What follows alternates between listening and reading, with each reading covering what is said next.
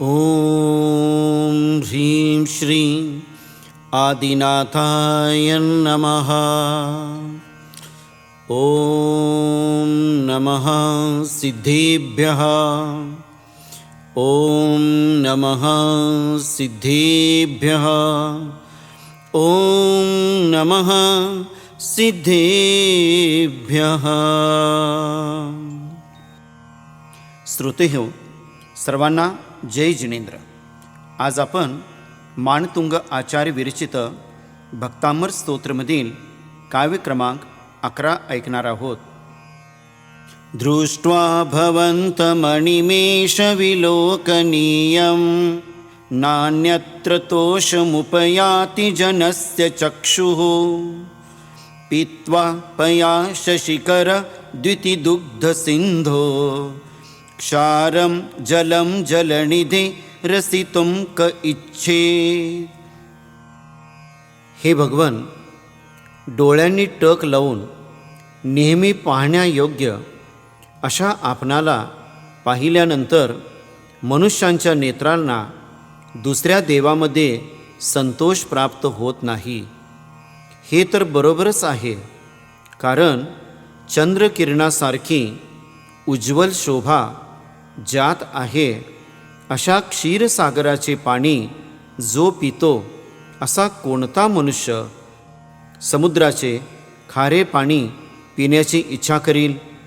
ज्याप्रमाणे क्षीरसागराचे पाणी पिणारा मनुष्य समुद्रातील खारे पाणी पिण्याची इच्छा करीत नाही, त्याचप्रमाणे आपले दर्शन घेतलेला मनुष्य दुसऱ्या देवांचे दर्शन घेऊन संतोष पावत नाही। जलवृष्टिकारक वृद्धी आणि मंत्र। ओम ह्रीं अर्घं नमो पत्येय बुद्धीनं ज्रौं ज्रौं नमः स्वाहा।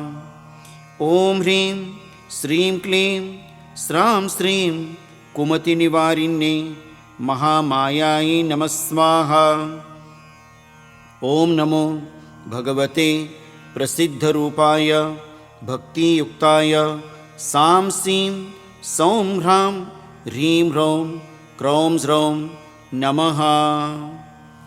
यंत्राची विशेषता सांगताना या ठिकाणी सांगितले की यंत्र विराजमान करून शुचिर्भूत होऊन सफेद रंगाचे वस्त्र धारण करून शुद्ध भावाने भगवंतांचा अभिषेक यंत्राचा अभिषेक करावा।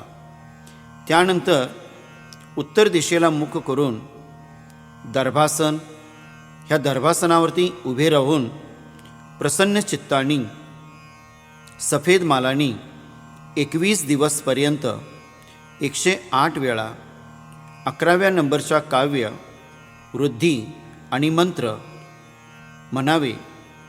दीप धूप या ठिकाणी लावून याची आराधना केल्यान विशेषतः फल प्राप्त होते। इष्ट व्यक्ती आमंत्रक असा आपल्याला प्राप्त होतो। जलवृष्टी ज्या क्षेत्रामध्ये दुष्काळ सदृश परिस्थिती असते अशा क्षेत्रामध्ये देखील याचा फार उत्तम उपयोग होतो। या मंत्र आणि वृद्धीने आकर्षण वाढते आणि इच्छा पूर्ण देखील होतात। अर्घ्य मंत्र आहे ओम ह्रीं सकलतुष्टिकराय श्री आदिनाथ जिनेंद्राय अर्घ्यं निर्वपामिति स्वाहा।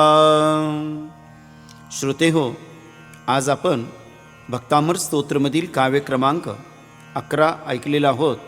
उद्या आपण याच स्तोत्रामधील काव्य क्रमांक 12 जे वांछित रूप प्रदायक काव्य आहे ते आपण ऐकूया।